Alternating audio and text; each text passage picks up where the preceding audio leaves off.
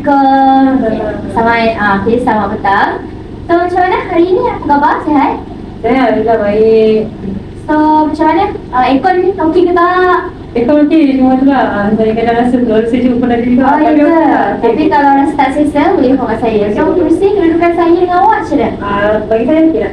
Alright. Okay, tapi sebelum saya nak mulakan, sebab ini kan merupakan sesi pertama kita, boleh tak saya nak, baru kata, boleh tak awak kenalkan dulu diri awak, latar belakang awak? Boleh? Okay, nama saya Nazrina, boleh panggil saya Alin. Saya semester 3 pelajar education, bimbingan dan counselling. Saya mempunyai 7 orang adik-beradik.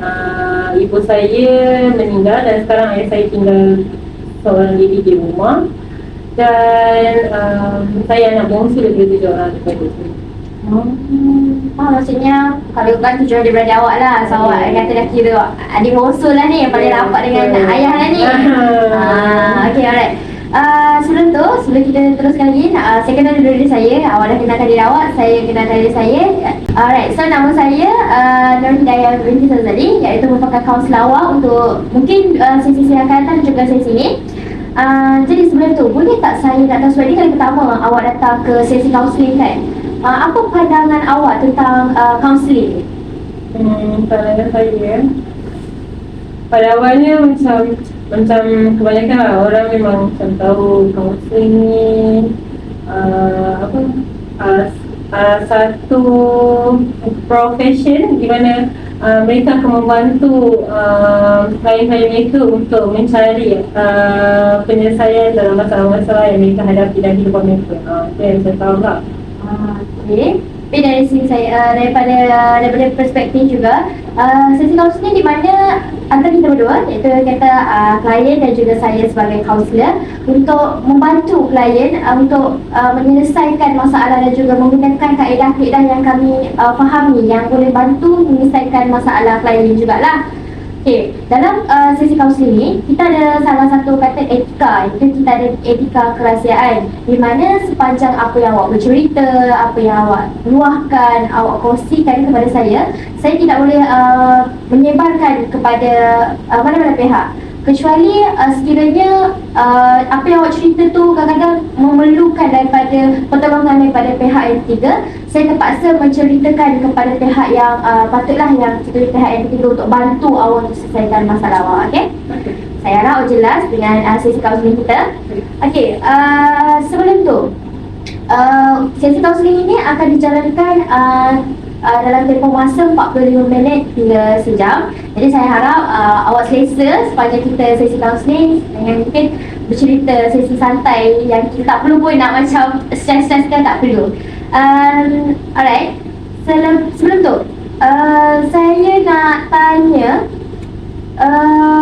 apa sebenarnya maklumat awak? Sebenarnya sekali pertama awak datang ke sesi kaunseling, mesti ada maklumat yang awak nak sangat. Atau saya daripada sesi kali ni, saya nak meluahkan di mana saya punya masalah dari sudut percintaan. Bila saya dah boleh termasuk lah kan.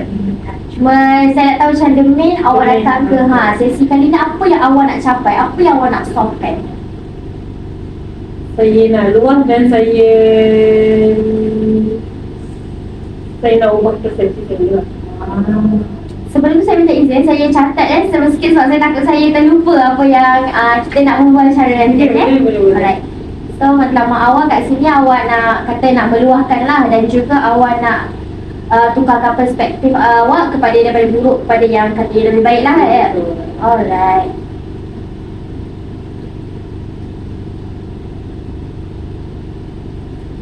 Okay.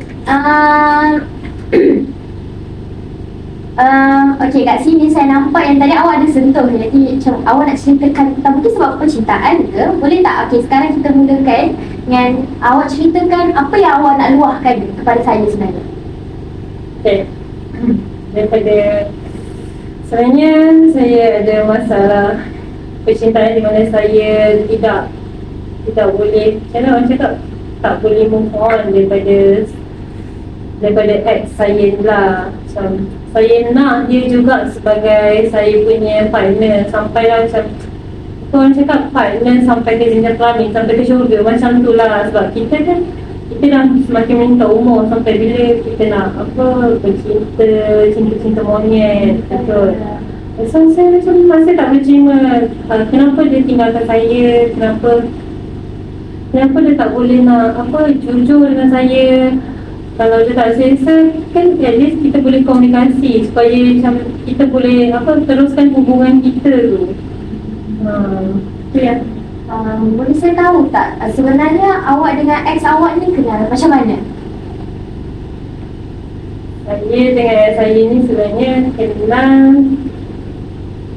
daripada zaman sekolah lagi sebenarnya. Dah lama dah, daripada saya form 4 sampailah saya sambung ke STPM. Kami masih lagi in contact, masih lagi in relay, masih lagi menjaga hubungan. Lepas tu tiba-tiba dia putuskan saya macam tu je, tanpa saya diberitahu apa sebab saya cuba contact dia balik, tapi macam lost contact. Saya tak dapat nak hubungi dia. Maksudnya awak dah kenal dia daripada form 4 dan sekarang memang totally dah lost contact lah dengan dia. So awak kenal dia ni maksudnya daripada kawan ke ataupun sendiri daripada laman sosial ataupun sebagainya? Sebenarnya kami kenal melalui satu organisasi di mana kami sebenarnya bekerjasama dengan satu organisasi yang ditubuhkan di sekolah yang untuk mencungkil bakat pelajar ketika itu, di mana saya merupakan setiausaha dan dia merupakan pengerusi kelab satu tu. Jadi saya macam jadi pengerusi dan SU banyak bekerjasama. Jadi daripada situ mulalah terbit bibit percintaan itu. So bila awak dah ni sebenarnya masih pandangan awak terhadap dia pada awak kata ialah kata bibit-bibit cinta kan, pandangan awak pada kali pertama awak lihat dia tu macam mana? Macam mana cakap, percintaan tu satu bentuk indah daripada sudut. Ibarat orang cakap muka dia net, saya masih cakap tak lah, muka dia comel tau, macam tu. Saya masih boleh macam, kau ni serius lah, dia jalan macam tu, macam bondat. Aku ni siapa macam aku macam saya sendiri cakap dengan diri saya, seperti lah macam itu taste saya tau. Macam saya memang minat orang yang pakai cermin mata, bergaya seperti dia, macam tu. Memang saya macam seperti lah, itu taste aku macam tu. Maksudnya pada macam ni lah. Lepas tu bila awak kata sepanjang awak dalam relay lah kan, apa yang dibuat ataupun mungkin awak boleh ceritakan sedikit perjalanan percintaan awak tu sebenarnya ada, kata je lah biasalah percintaan ni ada naik ada turunnya kan. Jadi boleh tak ceritakan sedikit sepanjang awak perkenalan awak dengan ex awak tu? Okay. Sebenarnya hubungan kami baik-baik saja. Sampailah satu hari tu saya bertemu dengan seorang lelaki yang macam mana, yang cuba untuk menghancurkan hubungan kami. Dan hubungan kami sebenarnya terganggu, bukan terganggu lah, kami pernah terputus juga hubungan tu sekejap dalam masa 1 bulan. Disebabkan lelaki yang baru masuk tadi. So adakah tadi awak kata ada lelaki yang masuk kan, orang kata orang ketiga lah kan? Ya, betul. Jadi macam dia tu daripada mana? Kata daripada organisasi yang sama ke ataupun orang luar ke? Ada kaitan best friend awak daripada kecil ke macam mana? Sebenarnya dia tak ada kaitan pun, dia macam orang luar. Kami kenal melalui online. Lepas tu tiba-tiba dia chat saya dekat Instagram. Dan lepas tu time tu pula Instagram saya dipegang, akaun saya tu dipegang oleh ex saya tu. Jadi saya macam tak boleh terima lah, kenapa perlu dia chat saya padahal saya masih lagi dalam hubungan dengan dia. So So adakah itu merupakan salah satu faktor yang membuatkan awak putus dengan ex awak? Inilah masa yang tempoh yang lama awak kata awak ada break sekejap 1 bulan sebabkan lelaki tu kan. So adakah itu juga back benda tu akan datang balik atau punca utama yang awak betul-betul break awak dengan ex awak sekarang? Sebenarnya tu hanya punca sampingan sajalah sebab mungkin saya tak tahu sebab saya terlalu mendesak dia kadang sebab macam bila kerja dia sedang bekerja, saya sedang belajar. Jadi saya selalu nampak dia ni bukan peluang berbelah macam selalu shopping online, membeli belah secara online dan kebanyakan barang-barang yang dia beli tu barang-barang yang berjenama dan mewah bagi saya lah. Cuba kalau macam baiklah dia boleh beli kasut, sepasang kasut berjenama dengan harga 300 lebih, hampir 400. Sampaikan saya cakap dengan dia, kenapa membazir, kenapa tak simpan duit tu, kan kita nak kahwin. Lepas tu dia macam dia bagi alasan lah, nantilah saya simpan, ada simpanan tu, tapi yang ini untuk bagian saya. Lepas tu kami macam bergaduh sampai satu tahap macam dia fed up dengan saya macam tu. Maksudnya kat sini yang kata yang awak rasa berat lah kata punca ni sebab dia terlampau kata berjoli lah dengan duit sehingga dia tak fikir in the future untuk masa depan. Which is awak dengan dia dah lama ni, tu mungkin daripada form 4 sampai nak masuk SPM orang 3-4 tahun. Kata yelah tempoh tu pun kita kata dah ada akan fikiran untuk memikirkan tentang masa depan. Dari saat awak fikir untuk jalankan kata hubungan sehingga kata sampai ke syurga dan sebagainya. Tapi bagi dia hanya sekadar untuk dia akan menikmati hanya kemewahan di dunia saja, kata dengan membeli jenama dan sebagainya. Dekat sini saya nak tanya, dari segi bila awak dah relate dengan dia tu, apa pandangan awak bila dia kata tadi first dia mungkin tak berjimat. Dari segi lain? Macam mungkin karakter dia ataupun perwatakan dia sepanjang kenalan awak dengan ex awak tu. Perwatakan dia sebenarnya bagi saya dia hampir sama dengan yang dulu, cuma saya rasalah dia banyak menghabiskan waktu bukan dengan saya. Dia banyak menghabiskan waktu dengan game. Lepas tu dia jarang contact saya, jarang WhatsApp saya, jarang call saya. Sampai saya rasa macam ini kenapa saya chat pun dia tak balas. Saya rasa macam aku ada salah kat mana, apa kurang aku. Sampaikan saya macam pernah sekali tu, bukan sekali lah, setiap kali birthday saya akan bagikan dia hadiah ulang tahun yang agak bukan pricey, dia macam satu surprise lah yang dia tak dijangka. Macam tu. Maksudnya okey, maksudnya awak kata awak kata awak bagi hadiah birthday, kata hadiah yang berharga lah kat dia. So apa feedback dia bila dia dapat surprise tu? Feedback dia okey je, dia macam terkejut lah sebab orang buat surprise kan, siapa tak terkejut.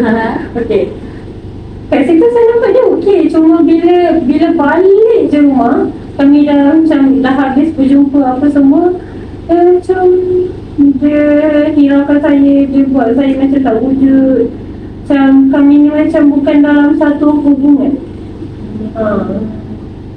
Maksudnya kat sini, saya tanya, maksudnya kat sini awak rasa awak ada hubungan ni bila awak bersama je dengan dia. Bila contohnya bila balik ke rumah masing-masing macam seolah-olah korang ni macam bukan dalam irrelate. Betul macam tu? Okey, faham kat situ.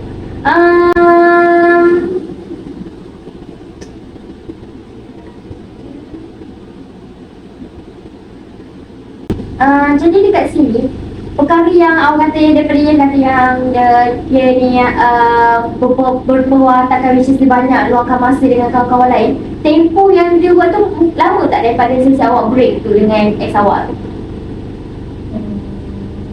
Maksudnya macam mungkin awak ada orang kata lama sangat pendam, macam awak hold tapi in the end bila awak tak tahan, Itu yang buat keputusan untuk break tu. Berapa tempoh lama ataupun Berarti dalam saya pendam dalam 3 bulan lah, seingat saya dah 3 bulan lah. Lepas tu dalam 1 bulan terakhir tu baru saya luahkan dekat dia. Dan masa 1 bulan tu juga dia ambil keputusan untuk putuskan hubungan kami. oh, maksudnya dalam tempoh 1 bulan tu maksudnya sebelum 1 bulan sebelum awak break tu macam mana? 1 bulan sebelum saya break. Oh, so maksudnya macam dia yang buat keputusan untuk putuskan lah. So bila dia buat keputusan untuk putus, apa pandangan awak ataupun orang katalah pandangan awak terhadap ex awak tu? Saya masih lagi tertanya-tanya lah, kenapa dia buat saya macam ni. Saya dah buat yang sehabis baik. Dan saya macam, saya tak nak lepaskan dia. Saya tak nak, saya nak dia juga sebagai jodoh saya. Macam tu. Saya tak nak orang lain. Sebab saya nampak dia je yang layak untuk saya. Dia je yang boleh terima kekurangan saya. Dia je yang boleh layan saya punya perangai manja, masuk air, semua dia je. Saya nampak dia je, orang lain saya tak nampak. Faham? Boleh saya tahu tak sebelum awak berjumpa dengan ex awak, ada tak awak pernah in relay dengan in relay lah sebelum dengan ex awak sebelum ni? Sebelum tu saya ada juga menjalinkan hubungan, tapi ketika tu saya lah yang memutuskan hubungan sebab saya rasa macam hubungan tu cinta monyet. Sebab saya hanya saya rasa time tu saya hanya untuk bermain saja. It's not main perasaan dia, tapi saya rasa time tu saya menjaga hubungan macam saya lebih kepada perasaan kesekian. Dia yang ex saya yang sebelum ex saya ni, saya rasa macam apa tadi, dia yang minta Macam melamar saya lah, macam tu lah. Tapi jadi saya putuskan hubungan sebab saya rasa kesian. sebab awak takut sekiranya kalau awak teruskan dengan dia kata takut menyakiti hati dia lah. Boleh saya tahu kan awak kata cinta monyet. So awak kata kalau range umur awak masa awak bercinta dengan yang sebelum ex awak? Yang sebelum bercinta dengan saya sekarang ni, pada ketika itu saya berumur 15 tahun. Maksudnya okey, faham. Maksudnya masa tu dalam awak kenal yang ex awak saya tak form 4 lah kan? Okey. Dekat sini saya macam perasan kat sini awak ada satu peristiwa yang awak alami, itu break dengan ex awak, betul tak? Sebab dalam satu saya akan nak terapkan ni adalah tentang satu terapi iaitu Rational Emotional Behaviour Therapy. Dalam REPT ni kita ada satu model yang kita panggil sebagai model ABCD, di mana kat sini saya nampak A iaitu awak punya peristiwa, iaitu kata putus cinta lah dengan ex awak. Dan emosi awak sekarang, di sini macam awak kecewa, awak sedih dan awak tertanya apa kesalahan awak sehingga ex awak buat macam tu. Kat sini awak ada satu kepercayaan awak, iaitu kat sini awak menganggap yang dia ni adalah yang terbaik untuk awak. Sedangkan benda tu orang kata macam tak membantu. Maksudnya kepercayaan awak tu bukanlah benda tu yang awak nak capai. Okay, baiklah Ali. Kat sini saya nak tanya macam apa sekarang awak rasa bila awak dah putus dengan ex awak ni? Saya rasa macam tadi saya cakap, saya tak tahu apa salah saya tertanya-tanya kenapa saya putus dengan dia. Sampai kan saya rasa macam saya ni ada trust issue dengan diri saya sendiri. Mungkin saya ni kurang baik untuk dia. Mungkin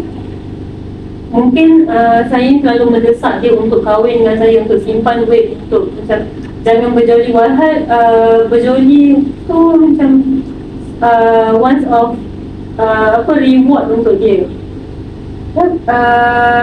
Sampaikan saya sendiri menjauhkan diri dengan orang lain sebab saya rasa macam aku tak boleh, aku ni bukan perempuan yang baik untuk orang lain. Aku ni tak tak layak pun untuk berbual dengan orang lain. Aku tak layak untuk bercerita masalah aku dengan orang lain. Orang lain ada masalah dalam sendiri. Masalah aku ni kecil je. Tu yang saya rasa macam saya rasa macam saya tak nak cari orang lain, saya nak dia je. Saya rasa macam awak kata, saya nampak kat sini yang Alin ni bergantung harap lah kepada dia seorang saja, sehingga kan Alin tak ada jumpa orang lain untuk berbual, untuk berceritakan mungkin ada sebetul masalah Alin. Alin hanya mampu untuk bercerita ataupun meluahkan perasaan Alin dekat dia. So bila dia buat macam tu, yang Alin rasa macam yang Alin ni, apa sih Alin? Sedangkan Alin dah bagi yang terbaik dah untuk dia. Itu yang Alin kata tentang, mungkin salah satu mungkin dari saya ex Alin ni macam dia sebenarnya okey, tapi dia center dia ada masa-masa yang dia rasa dia tertekan dengan cara Alin kot, yang membuatkan dia rasa macam aku pun ada masalah aku sendiri. Mungkin boleh saya tanya tak, Alin ada tak selalu dengar masalah dia? Dia ada cerita tak masalah dia dekat Alin? Sebelum kami putus tu, sebelum kami bertengkar tu, adalah dia cerita yang dia ada masalah family, dia ada masalah ibu dia selalu paksa dia untuk bagi dia duit. Lepas tu adik-beradik dia banyak membantah dia, dan ayah dia sendiri, dia mempunyai seorang ayah tiri, dan ayah tiri dia tak pernah nak backup dia langsung, tak pernah nak duduk bersembang, ataupun tak pernah nak percaya cerita-cerita yang dia cerita dekat ayah dia tu satu cerita yang betul. Maksudnya kat sini boleh saya tahu tak, mak kandung itu dengan ayah kandung itu bercerai ke ataupun tidak, atau macam mana? Mak dengan ayah dia bercerai hidup. Macam tu. So, boleh saya tahu adik-beradik dia anak keberapa? Sebab mungkin benda ni yang related sikit. Sebenarnya dia mempunyai lima orang adik-beradik tiri, dan adik-beradik kandung hanya dia seorang. Maksudnya anak tunggal lah, dan dia duduk dengan mak kandung dia. So, maksudnya adik-adik tiri dia tu sekali duduk dengan dia tu macam mana? Maksudnya kalau ikutkan tanggungan sekarang, ayah tiri dia, mak dia, dan juga 6 adik-beradik lah termasuk dia. So bagaimana layanan dia dengan adik-beradik dia? Adakah macam gaduh selalu ke, ataupun ada salah faham ke, macam mana? Kebanyakan yang saya dengar daripada penceritaan dia, kebanyakan mereka banyak bergaduh lah, sebab satu hari tu timbulnya tuduhan di mana mak dia, saya ni bagi duit dekat ibu dia.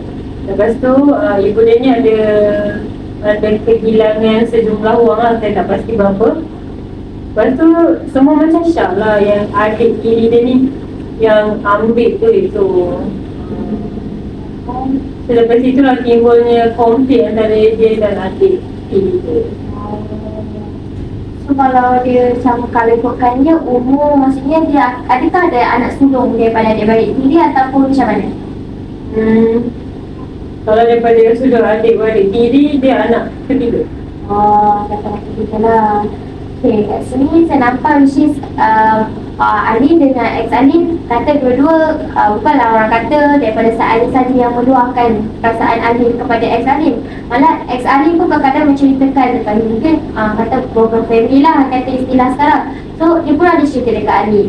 So dari segi saya kata dia pun mungkin bergantung harap juga dekat Alin. Yelah bila Alin cerita sebenarnya ada masalah, dan juga dia mak ayah dia, adik-beradik dia, so dia pun memerlukan Alin untuk kongsikan masalah kan. Jadi bila Alin dah kata dah bergaduh dengan dia tu, ada tak lagi sisi-sisi yang diceritakan lagi dekat Alin, luahkan dekat Alin?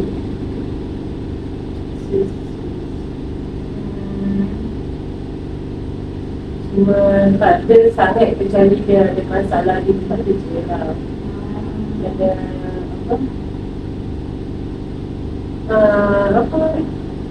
kisah dia sebenarnya dia ada masalah konflik dengan dia punya manager dia, sebab manager ni seorang yang Bagi saya, dia tidak berada seorang yang pencabul. Dia mencabul rakan sekerja saya juga. Tu yang dia cerita kat saya, dia yang kena jadi orang tengah antara rakan sekerja dia dengan manager dia tu. Saya tahu tak seperti kita lepas sarap malam, apa pekerjaan partner Ali? Dia seorang bekerja di Baskin Robbins. Baskin macam maksudnya dia staff kata dalam bidang cashier, dia jadi cilang kan? Dia dengan yang maaf lah tadi sebab tadi Ali ada cakap dia untuk bantu rakan sekerja dia, kata je lah manager dia cabul rakan perempuan lah kan. Jadi kat sini apa sebenarnya hubungan, adakah dia orang ketiga yang Ali cakapkan? Sebenarnya bukan. Orang ketiga tu adalah orang lain yang kawan di tempat kerja tu, dia sudah mempunyai pasangan dia sendiri. So maksudnya ex-partner ni dengan yang masa tu kenal, maksudnya hanya rakan kerja tu macam mana? Hanya rakan kerja saja. Dia tak ada, maksudnya sebelum ni tak ada perkenalan apa-apa lah.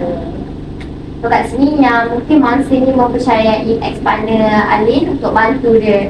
So kat sini ex-Alin macam ada masalah, which is dia tak puas hati dengan manager dia sebab kadang-kadang dia yelah kata benda dia dah cuba buat yang terbaik, tapi manager dia ni macam jenis yang mesti yang macam ni, jenis macam yang tak puas hati lah. Dia ingat dia tu betul saja. Okay, baik. So kat sini saya akan gunakan satu kata, bila awak dah luar bagian semua ni, saya nampak satu peristiwa yang kata awak yang main of is awak putus cinta dengan ex awak, betul? And then pemikiran awak, which is awak punya emosi sekarang, itu yang awak rasa kecewa, awak rasa sedih, bertanya-tanya dan sebagainya. Dan awak ada satu kepercayaan awak, iaitu dekat sini awak kata awak rasa macam saya dah buat yang terbaik dah untuk dia. Saya kata apa salah saya sehingga kan dia boleh tinggalkan awak dan sebagainya. Kat sini saya nampak yang awak ada satu kepercayaan yang membuatkan awak rasa emosi tu lagi awak sedih. Saya ada satu kata kaedah, mungkin awak cuba tukarkan ataupun berceritakan kata awak dah bagi semua benda kan. Okay, tadi saya cakap apa, saya dengar tadi yang awak kata awak ada bagi hadiah dan sebagainya. So kat sini cuba awak fikirkan yang benda yang awak bagi tu kata sekadar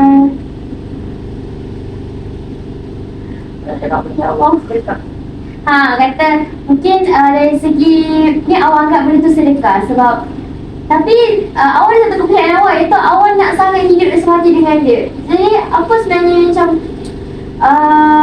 selain daripada awak rasa yang awak ni, kenapa awak rasa dia yang terbaik untuk awak? Sebab bagi saya tak jumpa, tak ada orang lain, tak ada lelaki lain yang sanggup layan saya macam mana dia layan saya. Sampaikan sampai setelah hal tu dia pun ada juga membelanjakan sejumlah wang untuk saya sebagai hadiah dia jadi tadi. Dan setiap kali saya memerlukan sesuatu ataupun macam keluar bersama, dia yang akan membayarkan saya duit makan, segala kos-kos perbelanjaan kami keluar tu dia yang tanggung. Cuma saya je yang macam simpanlah duit tu, kita kan nak kahwin macam tu, simpan untuk masa depan. Tapi dia tak nak, dia tetap juga nak belanjakan untuk kami pulang. Boleh saya tahu tak maksud awak macam dari layanan lain mungkin tadi sebab mungkin dari segi bila awak emosi apa yang dia buat, macam mana, ataupun kita kata kita ni perempuan ada masa-masa tu kan, macam layanan tu macam mana? Layanan dia sangat baik bagi saya. Dia memang kena ciri-ciri saya suka seorang yang pandai menghiburkan saya ketika saya sedang sedih. Kadang kalau saya tengah stres, dia pandai distract saya untuk be happy macam tu. Dan dia akan ubah mood saya daripada mood negatif kepada mood positif. Dia yang banyak menghibur saya, dia banyak menghilangkan stres saya macam tu.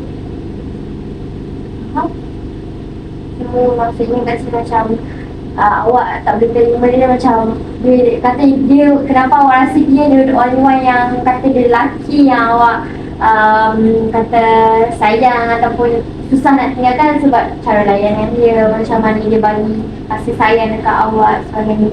Termasuk awak dalam kata proses untuk awak break tu kan, awak masih kata perasaan tu masih kuat ke macam mana? Perasaan sayang tu lah ke mungkin ada dah mungkin bibit-bibit cinta tu dia semakin berkurang? Yang utama saya rasa semakin saya rasa tawar hati jugalah sebenarnya sebab tiba-tiba dia buat saya macam ni, saya macam hilang kepercayaan dekat lelaki lain disebabkan tindakan dia dan saya tak percaya pun wujudnya apa tu terma lelaki romantik tu wujud dan terma lelaki setia tu wujud. Tak, saya tak percaya. Daripada situ saya macam lelaki semua tak boleh percaya lagi, semua lelaki sama. Kat sini awak sampai bila awak dah break dengan dia, awak memang tak ada jumpa lelaki ataupun ada tapi sebabkan perasaan tu macam mana? Ada tak macam ada jumpa lelaki ni, saya nak cuba tapi bila awak cuba ada sakit ke apa ke? Saya adalah jumpa lelaki yang kena dengan saya hampir lebih kurang sama seperti dia, tapi bagi saya akan tengok dulu dia punya cara kerja apa semua dan saya macam bandingkan, oh dia ni dah lebih hebat daripada saya, jadi saya perlu jauhkan diri daripada dia. Dan mungkin saya sampai satu tahap tu saya macam tak layak untuk dia, so aku kena jauhkan diri daripada dia. Even berkawan pun saya macam akan letak satu gap di mana aku dengan dia sebagai kawan tak lebih daripada tu. Kalau layanan pun, layanan kami sebagai seorang kawan sangat open. Sebenarnya kat sini memang awak bila awak dah break dengan ex awak ada macam kata ada had limit awak lah dengan lelaki lain. Maksudnya saya nampak yang macam awak ni masih ada trauma, maksudnya masih kata ada kenangan lagi dengan ex awak. Yang kat sini saya nak kata Rachel kat sini awak mungkin saya nampak awak merendahkan diri awak selepas awak break dengan ex awak. Jadi bagi saya pandangan kata cuba awak terapkan salah satu yang memberikan kata ataupun mengisi masa lapang awak. Boleh saya tahu tak sebenarnya hobi awak sebenarnya apa? Hobi saya sebenarnya saya seorang yang suka nyanyi.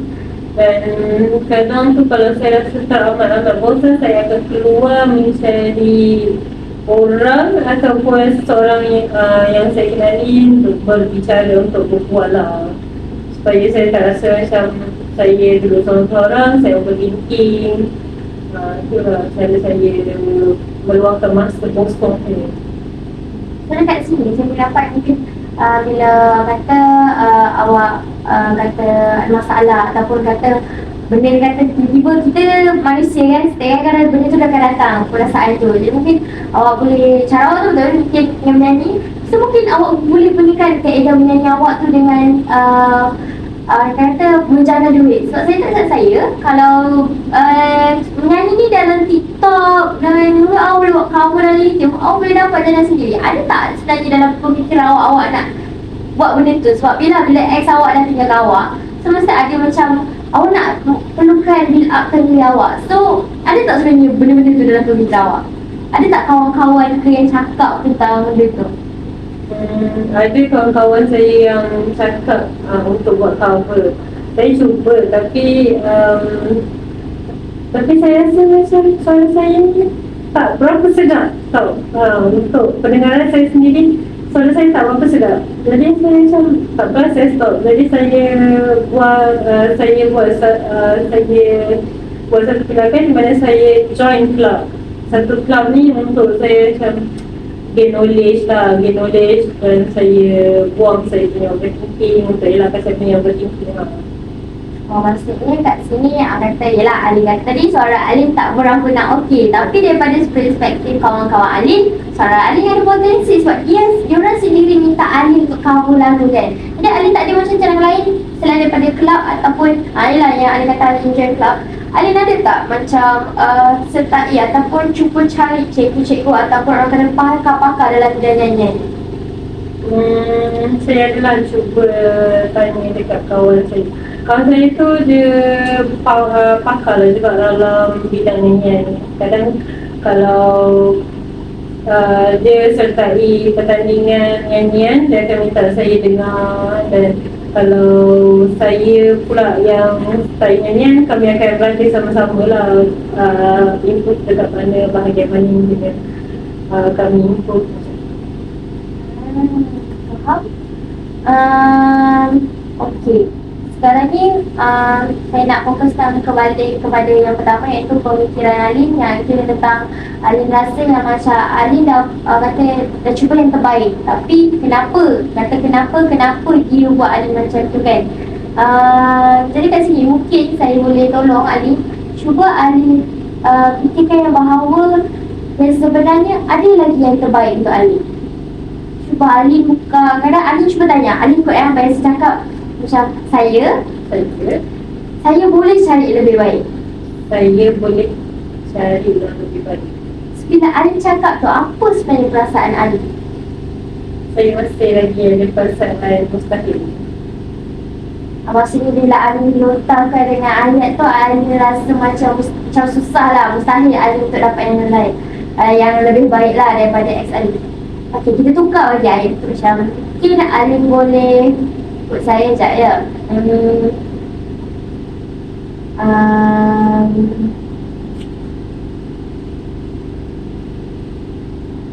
Sini, Alin ikut macam saya kena kuat untuk dapat yang lebih baik. So macam mana pula sekarang perasaan dia? Alin kata dengan perkataan ataupun ayat tu. Saya kena lah buat untuk dapat yang lebih baik, bukan untuk cari orang yang lebih baik, tapi untuk dapatkan diri saya yang lebih baik. Ya, betul. Kat sini Alin ada satu iaitu Alin dah nampak, which is Alin perlu mencari kekuatan Alin untuk menjadi yang lebih baik. Bila orang kata kita dah jadi yang lebih baik, automatik secara langsung orang yang lebih baik tu akan datang kepada kita. Kat sini apa yang saya kata, Alin adalah macam mungkin dari sikit Alin cuba memperbaikikan diri Alin. So daripada ni, lepas Alin break, apa yang Alin buat? Mungkinlah boleh saya nak tahulah. Selepas saya break, saya sibukkan diri saya berbual dengan kawan-kawan. Saya cuba cari kawan baru. Saya cuba untuk atasi fobia saya untuk bercakap dengan lelaki lain. Saya juga daripada start club tadi, saya ikut buat macam, saya kan dengan kawan saya tadi kan, kawan saya tu kami buat persembahan untuk dinner club tu. Jadi dari situlah saya punya aktiviti, saya tambahkan lagi aktiviti saya, kembangkan lagi aktiviti saya. Kat sini Alin kata kembangkan lagi bakat Alin. Mungkin daripada nyanyian tiba Alin minat dalam bidang pengurusan, management, how can Alin manage orang, macam dia nak uruskan orang dan sebagainya, betul tak? So macam mana pula daripada circle rakan-rakan Alin, adakah dia kadang-kadang memberikan impact yang positif ataupun kadang-kadang dia tak ada function pun lah, macam mana tu? Ada tak? Kawan-kawan, daripada kawan Daripada side kawan lah. Kalau bagi saya rasa bersyukur lah digunakan kawan-kawan yang sangat baik. Sebab kadang tu saya share masalah saya dengan kawan-kawan saya, dan diorang yang akan ingatkan saya, kau tak boleh buat macam ni hari, kau patut buat macam ni. So kau kena ubah lah, kau tak boleh buat macam ni, kau kena ubah sampai bila kau nak jadi macam ni. Macam tu lah, diorang lah yang banyak tolong saya. Macam saya kena bangkit untuk terus buat lah, untuk lupakan diri macam ni. Okay, Alin sebenarnya secara tidak langsung kita dah gunakan salah satu teknik, iaitu kita panggil teknik reframing. Kata perspektif kita, iaitu daripada side, back side yang kata Alin menganggap diri Alin ni rasa macam tak berguna dan sebagainya. Tapi bila kita cuba cerita tadi, nampak Alin dah nampak kekuatan Alin. Which is yang mana sebenarnya Alin bukan tak berguna. Alin ada kekuatan Alin untuk menjadi seorang yang kata yang berjaya. So kat sini dalam ni ada dua benda, iaitu kita akan content dengan konteks. So content ni di mana Alin sendiri nampak kata daripada perkara yang Alin fikir yang buruk, lepas tu tiba-tiba Alin rasa macam sebenarnya ada kebaikan yang datang dalam diri Alin. Dalam konteks pula ialah peristiwa. Sebenarnya bila peristiwa yang Alin kata peristiwa X Alin sebenarnya punca Alin menjadi macam ni. Sedangkan bila kita berfikir balik kepada pemikiran yang di sebaliknya, kawan-kawan Alin, peristiwa Alin yang kata yang support Alin sentiasa ada dengan Alin untuk kata memberi semangat dekat Alin. Jadi kat sini sepanjang Alin kata mencarilah kata selepas dah break dengan ni, kata Alin dah join banyak club semua. Apa yang Alin rasa tentang diri Alin sebenarnya? Saya rasa saya semakin baik dan saya rasa saya macam saya bolehlah teruskan hidup tanpa dia. Walaupun kadang tu masih teringat, tapi saya boleh pergi jauh lagi. Saya perlu berusaha untuk lupakan dia juga. Sini Alin rasa bila Alin dah join semua tu, Alin mampu untuk kata berdiri dengan kaki sendirilah, kata dia. Sebab sebelum ni Alin kata hanya berharap kepada dia seorang yang boleh dapat Alin keluarkan, cerita dan sebagainya. So daripada side kata percintaan, macam mana yang lepas Alin kata lepas X, Alin tinggalkan, and Alin dah kuat, Alin join sana sini. So adakah Alin kata, sebab Alin tadi peristiwa dia, Alin nak jadikan dia sebagai pasangan hidup, tapi bila dia buat Alin macam dia tinggalkan Alin, macam mana pula perasaan Alin selepas kata berlakunya isu putus dengan ex Alin, dan juga macam mana lepas Alin dah kuat kembali, macam kata dah kata busy lah dengan kejayaan Alin? Dalam percintaan, bagi saya, sekarang saya tak nak fikir dulu pasal percintaan. Sebab saya dah tak fikir dah pasal dia. Saya nak teruskan kehidupan saya dan saya nak kejar kejayaan saya dulu, baru saya fikir pasal percintaan. Sebab yelah, orang cakap kehidupan belajar ni berat.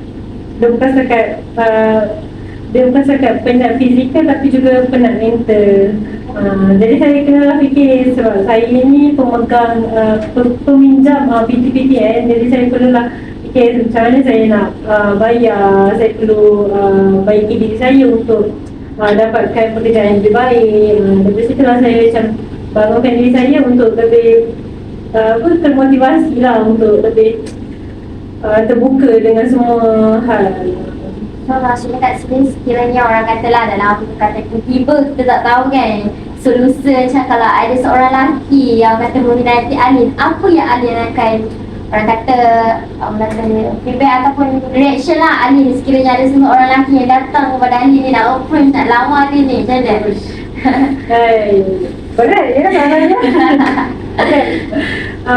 Sebenarnya kalau macam tu saya akan memberi peluang, tapi dengan melalui hubungan berkawan dahulu, di mana saya mungkin akan memberikan dia peluang melalui persahabatan. Dan kalau saya dah selesa, dia pun dah selesa dengan saya rasa saya boleh teruskan hubungan dengan dia lah. Macam daripada orang cakap kawan sampai kahwin, macam tu. Maksudnya Alin setakat ni kalau sekiranya ada seorang nak approach Alin akan macam mungkin yang terima cuma makan masa lah. Cuma Alin akan hidekan supaya benda ni tak nak berlaku lagi lah dalam diri Alin.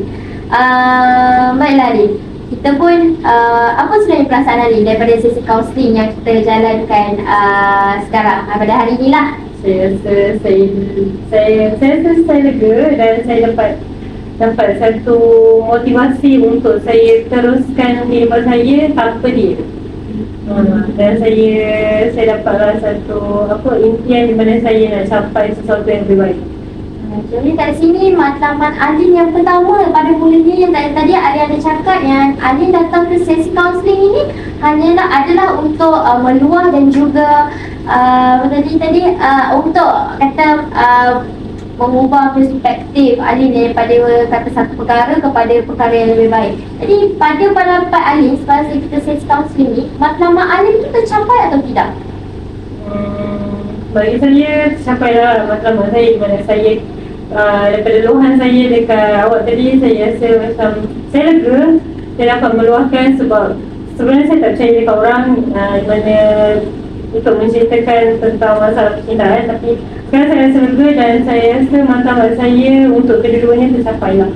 Maksudnya saya nak tanya matlamat daripada sekian pandangan tu tercapai. Maksudnya sekarang apa yang Ali dapat daripada sesi kaunseling ni? Daripada matlamat tu lah, yang matlamat yang kedua tu. Matlamat yang kedua kan, daripada matlamat yang kedua tu saya rasa saya dapat mengubah pandangan saya terhadap orang lain, di mana saya ni mampu berdiri sama tinggi dengan dia orang. Saya perlu berusaha untuk jadi yang lebih baik untuk setaraf dengan mereka.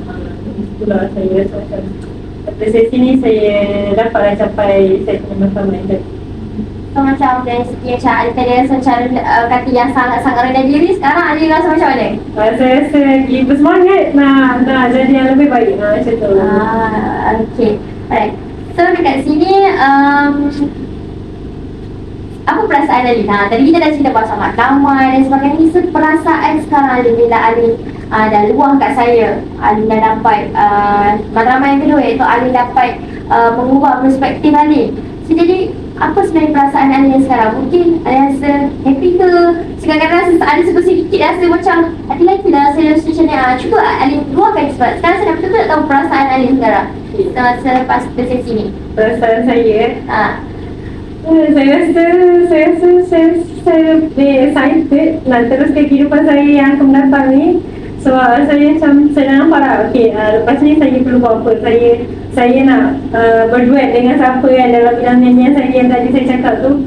Lepas tu saya tak sabar macam saya dapat lupakan dia dengan hati yang terbuka, dan sekarang saya rasa damai lah dengan diri saya. Faham. Daripada segi Ali cerita tu saya nampak yang Ali rasa macam tak sabar untuk teruskan kehidupan Alin. Itu kata akan datanglah macam sekarang Alin pada mulanya sebelum ni Alin rasa macam rendah-rendah, rasa macam ada je yang kurang. Tapi bila mungkin dengan sesi ni kali ni Alin dapat keyakinan diri untuk berjaya, untuk kata menunjukkan yang Alin ni mampu untuk kata berada di peringkat-peringkat orang-orang yang terhebat. Baiklah, saya rasa itu saja sesi kaunseling kita. Saya harap mungkin lepas ni sekiranya kita akan ada susulan untuk sesi yang kedua. Nanti kita berjumpa lagi untuk kita ceritakan lagi. Mungkin Alin ada lagi benda perkara-perkara yang rasa nak luahkan kepada saya. Saya sudi untuk mendengar masalah-masalah ini. Jadi saya rasa itu saja. Terima kasih Alin.